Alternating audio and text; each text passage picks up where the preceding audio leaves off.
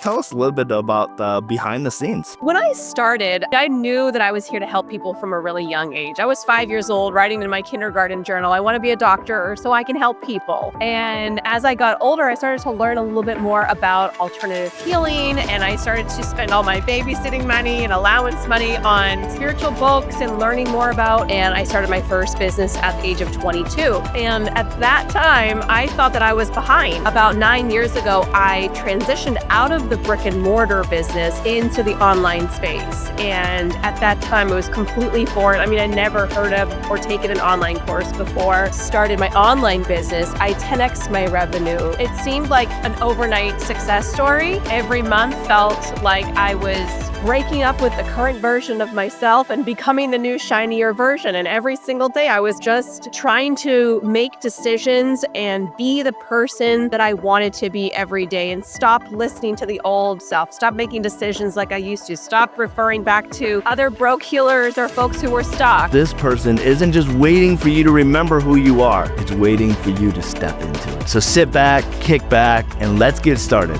because this is the School of Influence. Hey, welcome everybody. I'm your host, Devin Schubert, also known as the Man in Orange, and I'm so excited to bring to you another session of the School of Influence. Today's guest is a woman who went from being a broke healer to becoming a globally recognized voice for energy alignment in leadership.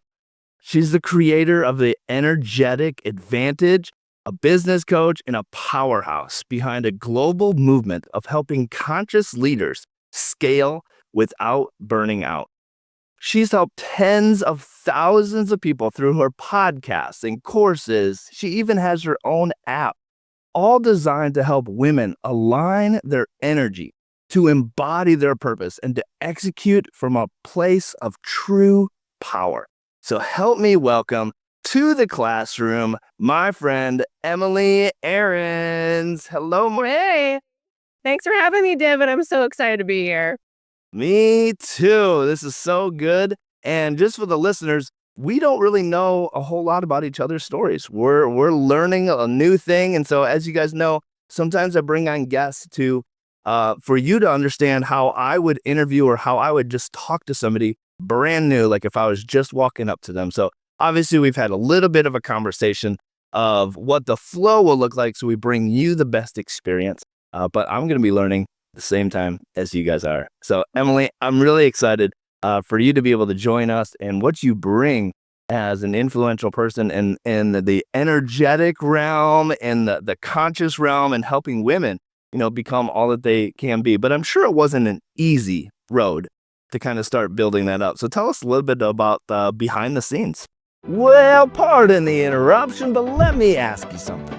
Have you ever felt like your story was meant to impact thousands or millions of lives, but you literally just didn't know where to start? Did you know that there's over 2.9 billion people watching social media every single day? That's literally the biggest stage in the entire world. And yet most people are completely invisible on it. Why?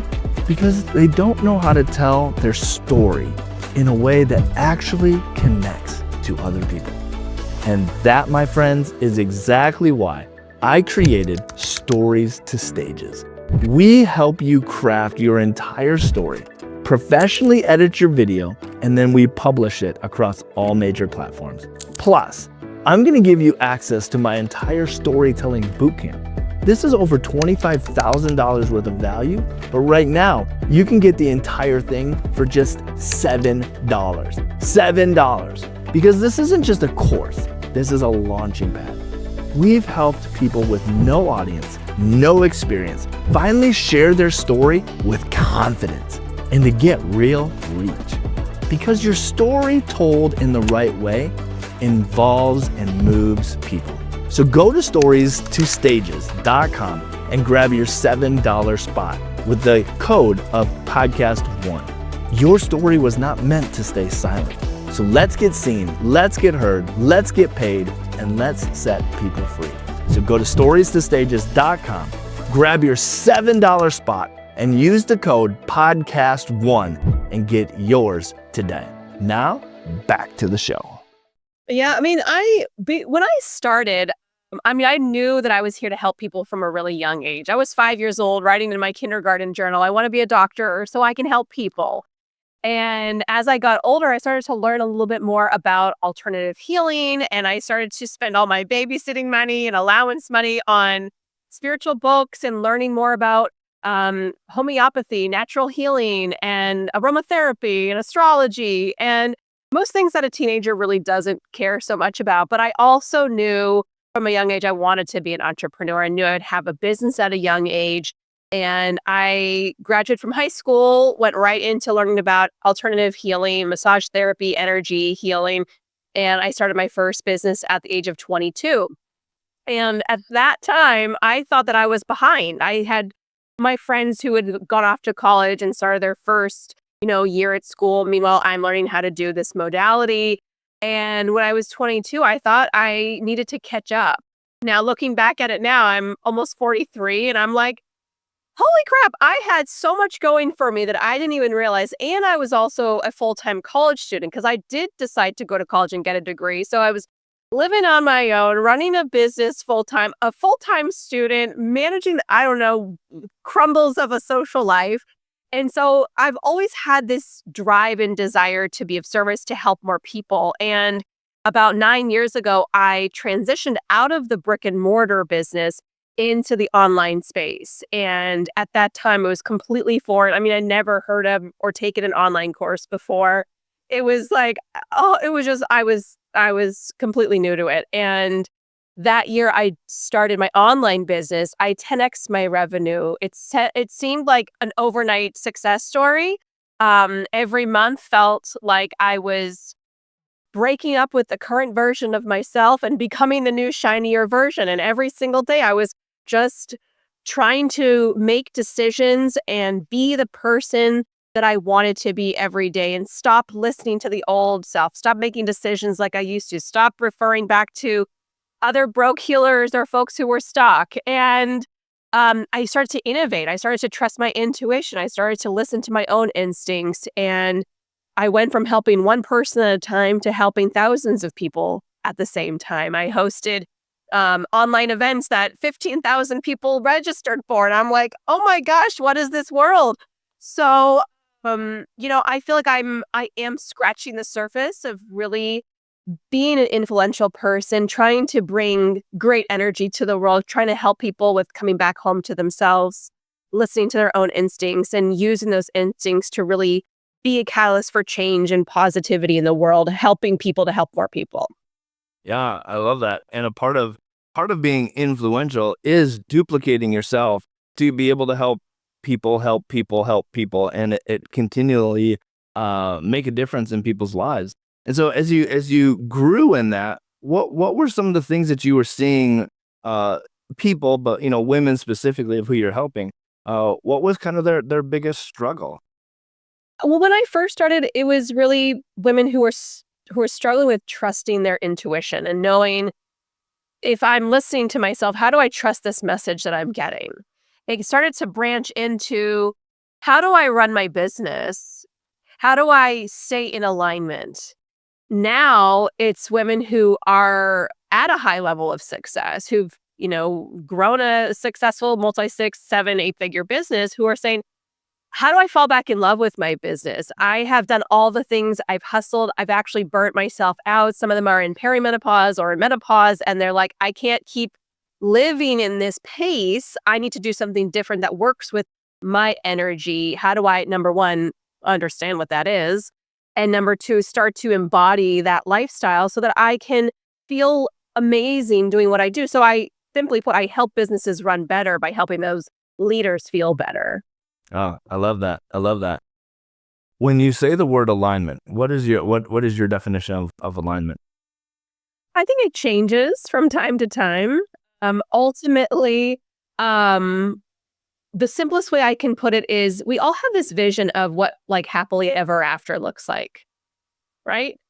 For you, you're connecting with influential people. Perhaps I remember you told me it was getting on 100 stages. So, what does that version of you look like who's gotten on 100 plus stages? So when you can connect with that most successful self, that higher self, whatever you want to call it, that happily ever after self, when you connect to that, can we make sure that everything that you do, all the actions that you take, the decisions you make, would that person over there, would they do that? So acting as if that person acting from that energy.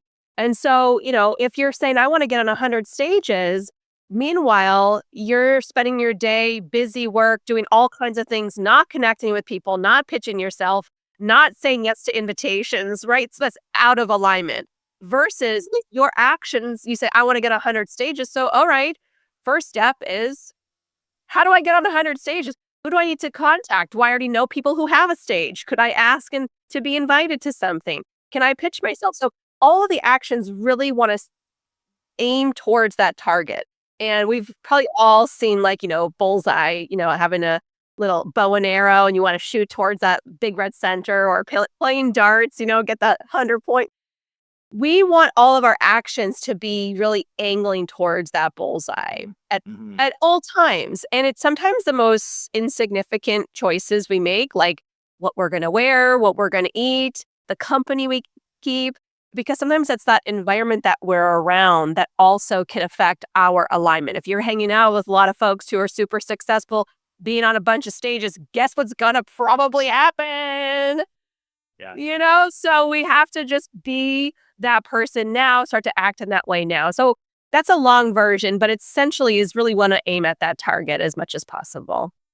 Yeah, I love that. I love that. One of the things that for myself, as you were talking about, getting onto the stages and what that kind of looked like is I feel like a lot of people in business have gone on so many different bunny trails, have gotten so many shiny object syndrome that they've lost clarity as to what they're doing. And it's impossible to be aligned with something that you don't have clarity on. And so, like you said, you got to have those steps, even if it's the next step in front of you, to be able to be in alignment. And the next word that I'm going to ask you about is embodiment. But when I hear you talk about alignment, I feel like it also has to do with our identity. You talked about being burnout and all those types of things. When I was probably in my mid 30s, so 10 years ago or so, I had this vision, and this vision was this one leader and this other leader on either side of me, and they both had a sword, and they tapped me on the sword, so they were like knighting me. And I had no idea what this meant. Like I didn't even know who the second person was at the time. Um, and the first person was, my main leader. And what I recognized was that these were like father figures to me. These were like the alignment. But it wasn't a full um it wasn't like I wanted everything that they had, but there were certain aspects. The one, Ryan, I wanted his fire. I wanted his passion. I wanted his purpose. Like him going strong was something I really wanted. So that like brought me into alignment. And the other one was a father's heart, loving people and seeing people and all those types of things. And now, I'm not really necessarily connected as much with them anymore, but I've had this deposit inside of me that I feel like I've gained from them because of I was crystal clear at that moment of this is what I'm going to pull from you in those opportunities. And I feel like that kind of is going to lead into, a little bit of embodiment. Well, when you say embodiment, what does that mean to you? Yeah, it's part of that, which is really interesting. As people who we look up to and admire, what we don't recognize is that those people are often reflections of aspects of ourself that we already have. We may have them less developed, but it's like these little breadcrumbs. And then we start to see that that's the direction that we would like to go, or that things that are already inbuilt within us. And so, and I did notice that sword over there. So it's kind of like an anchor point as well for you of like remembering these things. It's a very cool cue. But embodiment is kind of like what I was talking about. It's like you're connecting with that energy, but you're living it here and now today. Because if we always keep our future self far at the distance at arm's length, that's the future me. But today I'm living in this life and in this 3D reality. This is what my bank account looks like. And it sucks to get up in the morning. And if I just had all that money, I would eat better. I would take care of my body. I would totally have more free time. Like when we keep that at arm's length, that's how it's always going to be. It's going to be maybe one day, someday, but not now. And I find that when we are living at that frequency, that energetic frequency, even if you close your eyes and imagine your best day ever with all of the money you want in your bank account, with all of the accolades, with all of the, New York Times bestseller and top speaker this and all the things that, when you even just think about it, your whole vibration changes. And it's at that frequency when you can go, okay, that's how my cells and my body would feel. And then you start to program your body and go, when I say success, this is what I mean. Starting to program every cell and molecule in your body, starting to make make those neurons fire together and wire together. Because if it's unknown and you've not really seen it, felt it, your brain doesn't know if it's reality here and now or it's in your imagination. The more times that you repetitiously go through your best life ever, and if you're also living that, it starts to bring it closer to you. It's like a magnet. So if we want to be a magnet for those things we want, we have to raise up to that vibration and to really embody it. So, I like to make this joke that, everybody has that t-shirt with the armpit stains in it. And we're like, no, it's not my favorite, but like, it's like an old favorite of ours, but probably shouldn't wear it out.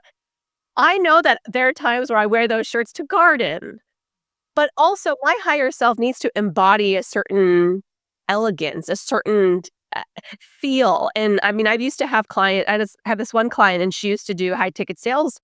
And whenever she would do these calls now, just like this podcast, it's kind of like chest up. You're not seeing anything beyond this, but she would wear these Christian Louis Vuitton high heel shoes.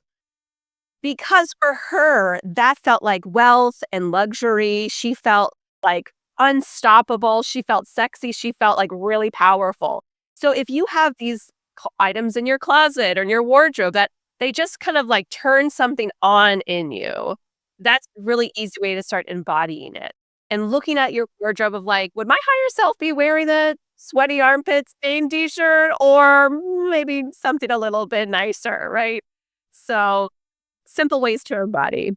Yeah, I think that's awesome, and I think what we talked about even before we started recording. We both got in here and we're like, been a morning. But it's when you know who you are and you've kind of embodied that. For me, it's this orange jacket. If you wouldn't have said, "Oh, we're both matching today," I'm like, "You're wearing black." "Oh, I don't even have my jacket on yet." Like that's how like rushed this morning was.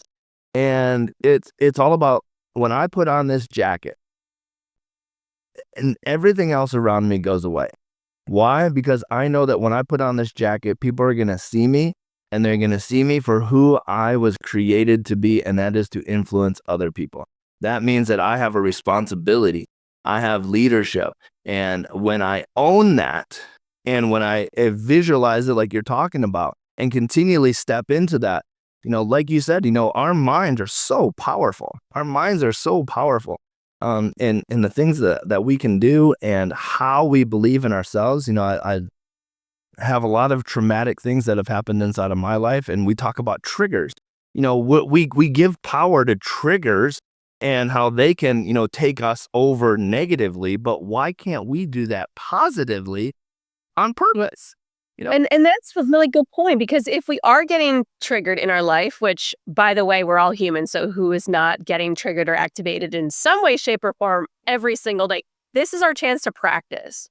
So, what I love to do, one of my friends shared this form with me. It's basically the states of being. So maybe one is loving or aligned or powerful or authoritative or whatever these words are.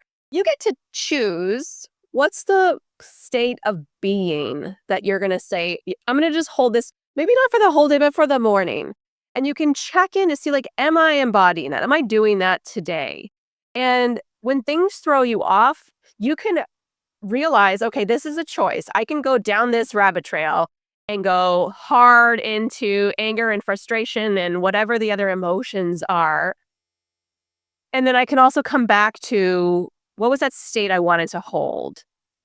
Even just probably thinking of yourself wearing your orange jacket, your emotions are going to start to shift. Your whole entire energetic state is going to shift.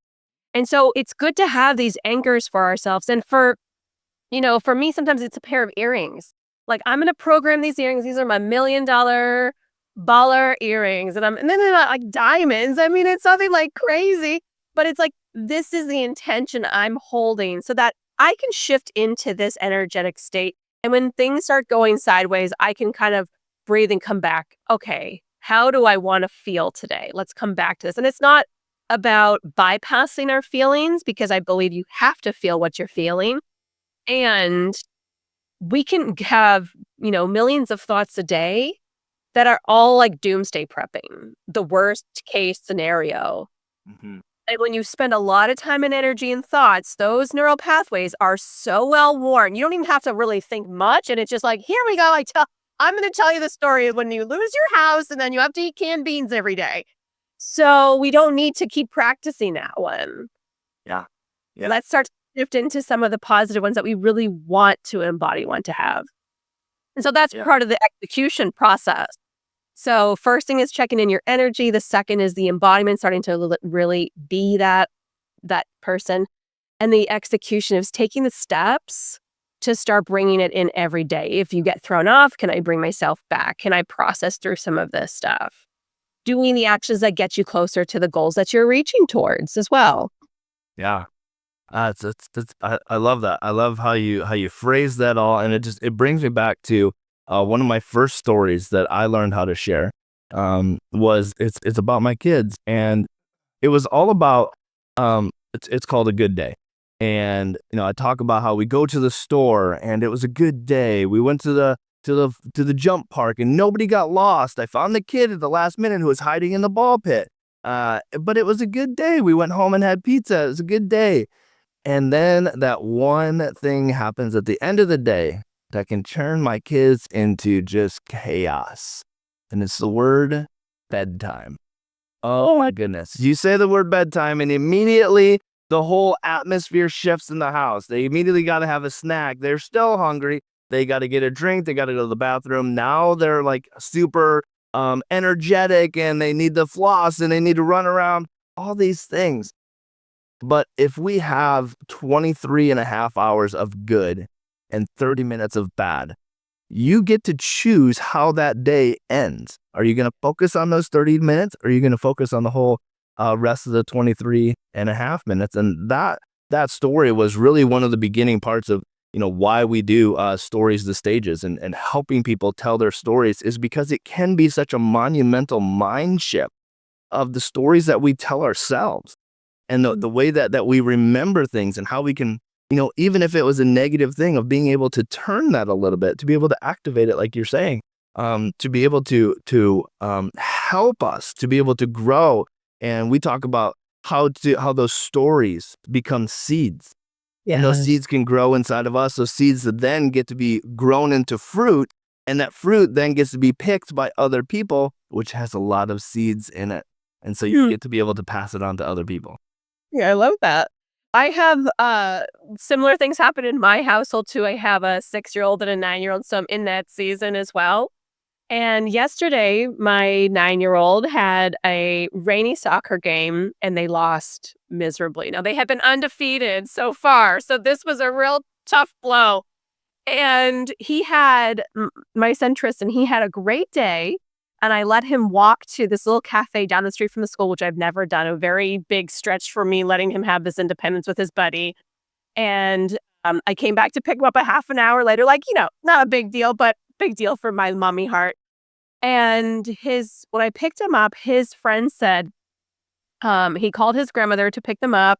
And he said, can you please get my $20 bill out of my toolbox? And she said, sure. Like, are you trying to get something to eat? And he said, no, I want to buy my friend a pair of goalie gloves because he's been playing goalie a lot. And I wanted to kind of be kind and get him a pair of gloves. And his grandmother said, oh my gosh, that's so sweet. Just for being so kind, I'm gonna buy them. You keep your money. I want to do this for him.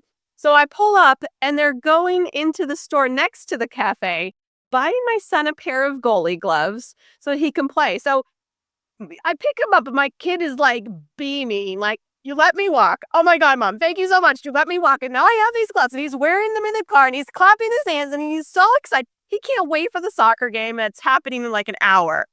And he's all pumped up. But after the soccer game, of course, spirits are low. He's mad. He's frustrated. He's mad at himself. He let in some goals, but so did the other goalie. And he's just like beating himself up. And I'm like, you know what? You win some, you lose some. This is part of sportsmanship. You have to learn how to be a good loser and learn what you made mistakes on, how you can improve. But this is life. This is like, it doesn't just stop after soccer practice.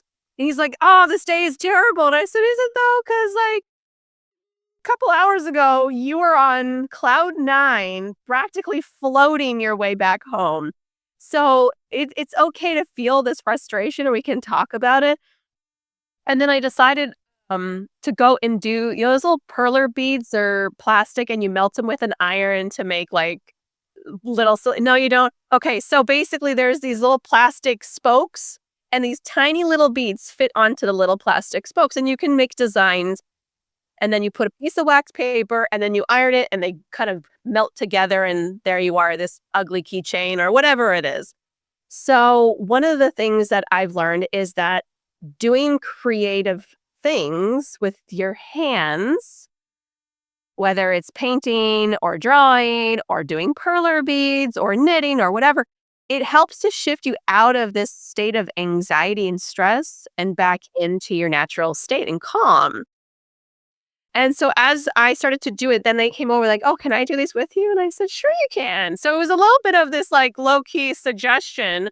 But as we did, like the stress went away, he's like, oh, I want to make a thing for my friends. And so it shifted the whole energy. And so that would be a takeaway I would love to give to listeners. If you are in that frazzled, frustrated state with whatever has happened in your day, is to get into a creative state. And a lot of adults, we've forgotten that we're also kind of artists in our own right. Whether it's painting or drawing or dancing or whatever it is, it can shift your energetic state so fast. Yeah, I love that. I love that. And so does this need to be like a long, like, do we need to spend a lot of time diving into our creative space, into our shifting our mindset, or what can that look like on like a practical, we're parents, we're busy, we got all this stuff. I mean, I know some people are like, oh, you got to go and you got to soak for like 4 hours a day, get up early. I'm like, if I'm getting up at 4 a.m., I'm going back to bed. You know what? I think everybody's lifestyle, everything that you do has to work with your lifestyle. So, if you are the type of person that you're ready at 4 a.m, that's great for you. I think it's an important exercise, especially as leaders and entrepreneurs, to make space for fun and for play. Because you think that the more you're grinding it out on your laptop and like working and doing pitches and whatever it is that you're doing, you think that that is the most productive thing you can do for your day. I think we have it backwards. Yes, there is an amazing opportunity to work and get emails sent off and get pitches sent out. And yes to all of that. And you're doing yourself a huge disservice if you are not making space for rest and for play. Specifically, play is something that we're all hardwired to play, but we have forgotten and we get really boring and stuffy when we get older. So I think that's part of what's great about having kids is it gets you into that zone. Like I'm in the backyard scrimmaging. We're having like 2-on-2 family scrimmages at least a couple nights a week. And do you think I'm thinking about my business? No, but you know what's great? When I get back to my emails the next morning, I see I made sales. It's not because I was doing and hustling and emailing and pitching. It's because my energy was in a different state. Again, it's about finding that place in your energy field that you can feel good. So it doesn't have to be an hour-long painting session or going to paint your own pottery for 4 hours or whatever. I think any little bit of creativity put on a song, literally, we all have, I think, some way to get music. So put on a song and maybe it's a power song for you. My kids like Eye of the Tiger. I mean, I don't know who can't listen to that song and not get pumped up. Like it's a classic. You can't listen to it and not be like, pumping, your fist pumping, right? So I think it's a matter of finding what works for you in your own way. My husband is a gardener, so for him, alignment is being out in the dirt and like he comes back after he's been in the field or in the dirt, and he's like a Zen master. Like he is so like his vibe is so good. I mean, I like it and I have a good time, but that might not be right for me. So it just matters like what's right for you? How does it fit in your day? And most likely listeners are like, oh, I already know what it is when they're listening. Like, oh, yeah, I forgot. I used to love painting when I was a kid. I haven't done that in years. I just learned my friend invited me to a class where you learn how to knit these chunky chenille, soft, fluffy blankets. And she invited me. I immediately started giggling. I'm like, that's a yes. I will learn how to do this. This sounds hilarious, first of all. So we're two like female founders going to this knitting class with middle-aged women, and we're like, this is going to be interesting. Of course, we're the only two who complete our blanket in the 2-hour period that we learn. Everyone else is like drinking and eating cheese, and they're like, how are you done? We're like, overachievers. We're just like, but because of that, I now like to make blankets for friends for, birthdays or baby showers or various things. It's a creative outlet and it's something that is kind of mindless, but it's something that's fun. So you might not want to knit chunky blanket, but like for me, it totally gets me in that zone of like, this is so fun and pointless at the same time. So Yeah. Yeah. I love it. I love it. We do. We need those things. We need fun and we need the time to recalibrate ourselves, to reset ourselves. And so, I mean, I think one of the teaching moments that you're kind of sharing here is to really just give yourself a minute throughout the day, at the beginning of the day, in the middle of the day, at the end of the day, to reset yourself, to when you get upset, to when you get worked up or you get overwhelmed, set it down, walk away for a minute, come back, go and knit a blanket, go knit your neighbor's blanket, whatever you need to do to recalibrate yourself and to embody coming back to who you truly are and the way that you're able to reset your intuition, to reset your peace of what that looks like. What does it you talked about being a founder and going and doing those things. How does this embodiment and stuff come into your marketing and reaching out to other people and helping other people? How do you help other people do that? Well, how embodiment comes into it is when it's time for me to stretch myself. So yesterday, I was pitching myself for some pretty top podcasts. If anybody has had to pitch themselves, you know how squirrely you get. You know all of your childhood traumas and not feeling good enough and who am I and imposter syndrome, that it all just like floods in your body and you're like, why am I even doing this? Delete, forget it. I'm not going to do it. Wait, so that hasn't gone away? Like you still feel that sometimes? Oh my gosh. Yes. Me too. I've been on some baller podcasts, some top level podcasts, and I'm like sweating, pitching to them. And I'm like, does this do like me? We all want to be liked. Yeah. Yeah. It doesn't matter what level we're at. And I mean, truly, it's just part of being human. And I hope it never goes away. I think that's part of also being humble. Because if you just think you're like the top shit, everybody's like below me, like what an egotistical jerk. I don't want to be that. I want to be humble. I want to be grounded and down to earth. And I mean, it doesn't even matter if it's a brand new podcast. This is episode 1. Emily, you're the guest. Sure, I still want to be humble and be gracious. So when my brain starts to go, oh my gosh, who are you to do this? I have to go back to embodiment. You know who I am? Do you know who I am? And I have to pump myself up. I'm the top speaker. I'm an author. I'm a this, the da, and I start to kind of like get into that zone and embody that energy. And so my pitches are not like, would you please have me on your podcast? It'd be so cool. It's like, here's what I'm going to bring to your audience. And here's this level of high energy. Like, I know my stuff. I can, take a pitch and, lob it back to you. This is something I'm really good at. I can bring your listeners some value. So that's part of the embodiment process. And it's also what I teach, right? So, there are clients who are trying to heal from burnout. And so their practice might not look like, let's go pitch myself on a big podcast. It might look like, I'm going to do something really wildly audacious, like taking the morning off, making myself a fancy coffee, and sitting in my sunroom with a book. What? Because that for them is like nails on a chalkboard of like, if I'm not hustling, I'm dying, because this is old programming and it's this very masculine way of you have to do more and you have to achieve more and you have to earn your place. But also, if you're so burned out, you are not giving anything from that empty cup of yours.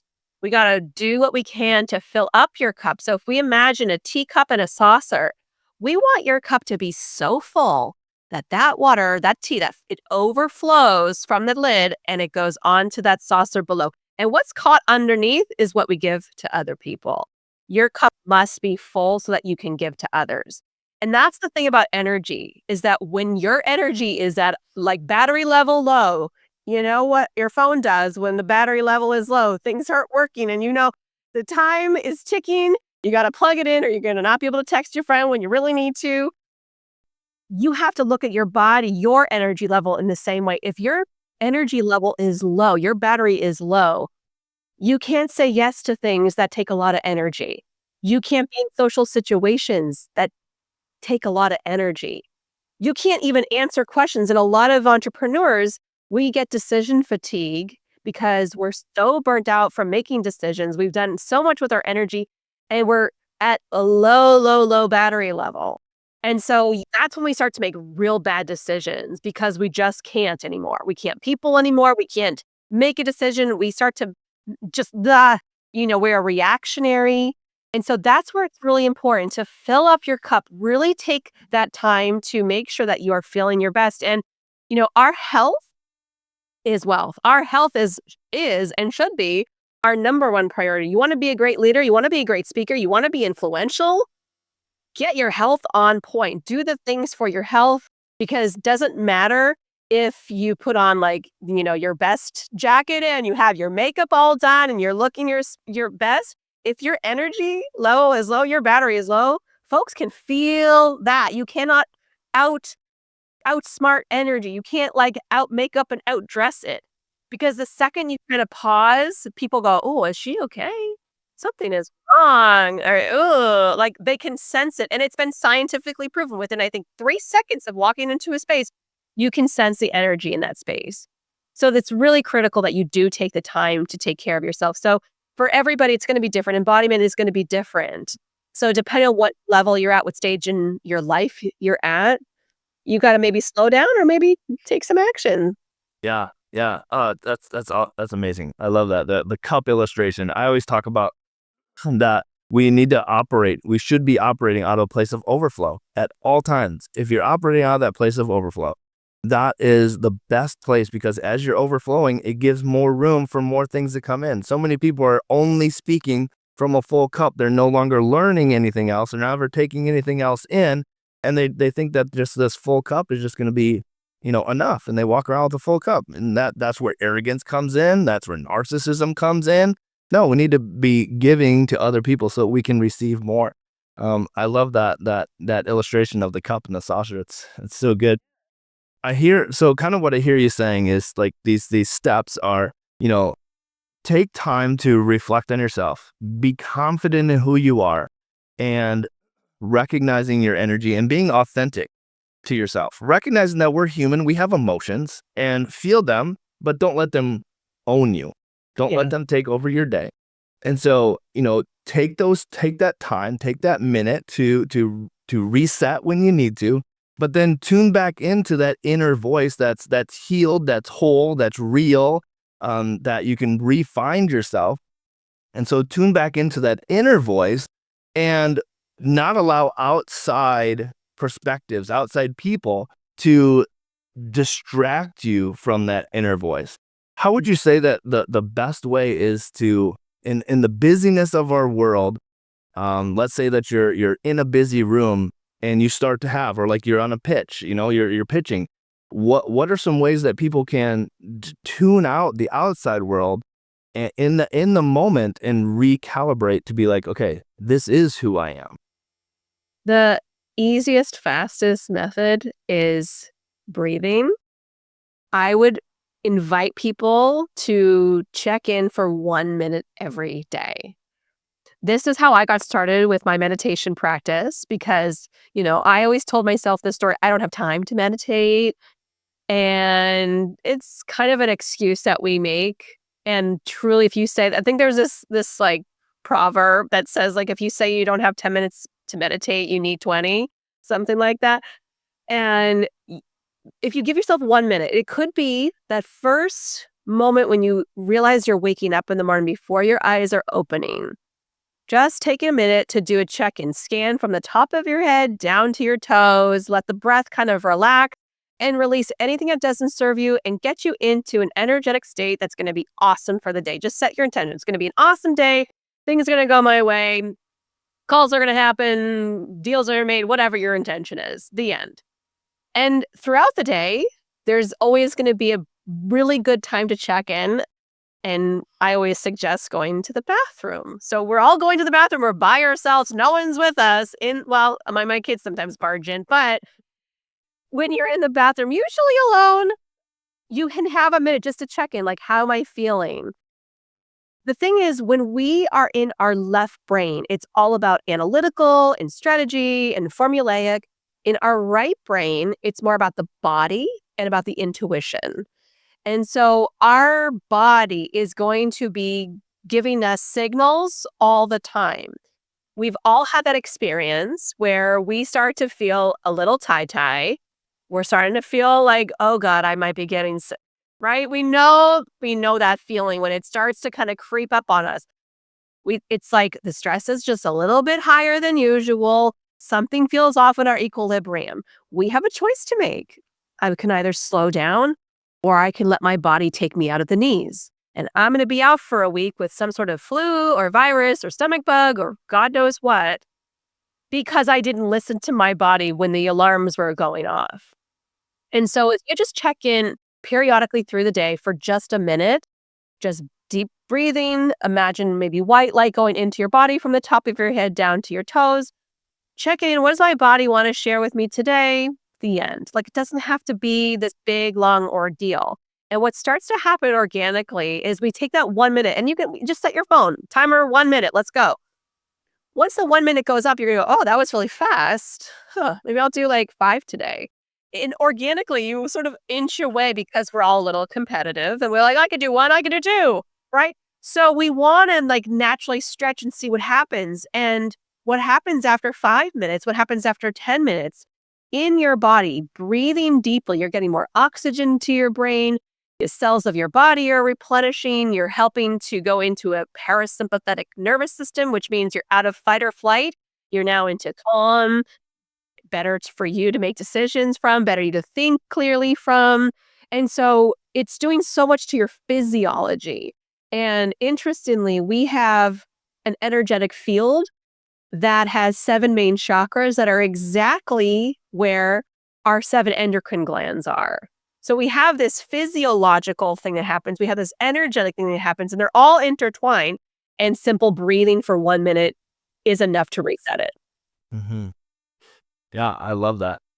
I love that. And the absolute reset of our minds, our bodies, our souls, our spirit, all those things need to continually be reset because of all the things that come against us, all the thoughts, all the different attacks that come against us, and different things that can shift inside of our minds and inside of our bodies.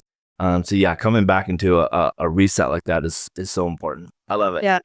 And it's one of the things I love to do when I lead meditations and I ask people to quiet down, tune in to their bodies.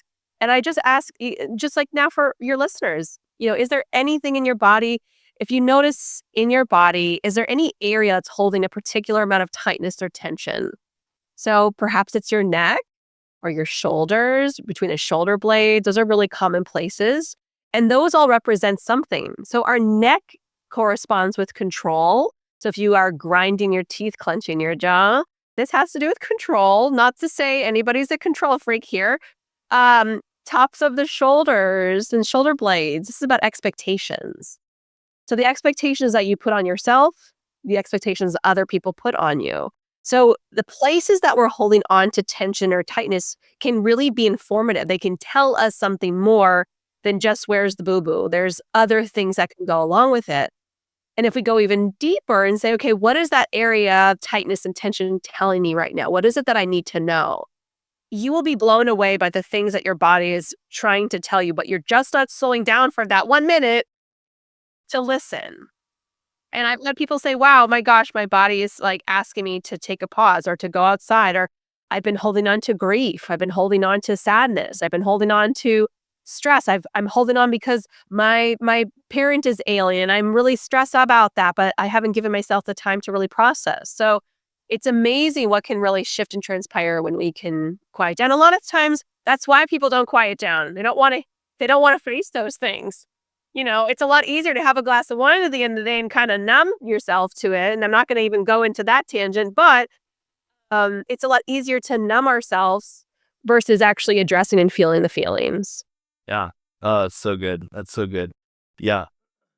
Being a social worker for 15 years that I was, working with, I have 3 adopted children, 2 of them from foster care, and, built a foster care system across the state of Iowa through the churches, to help out the system because I recognized how broken the system was.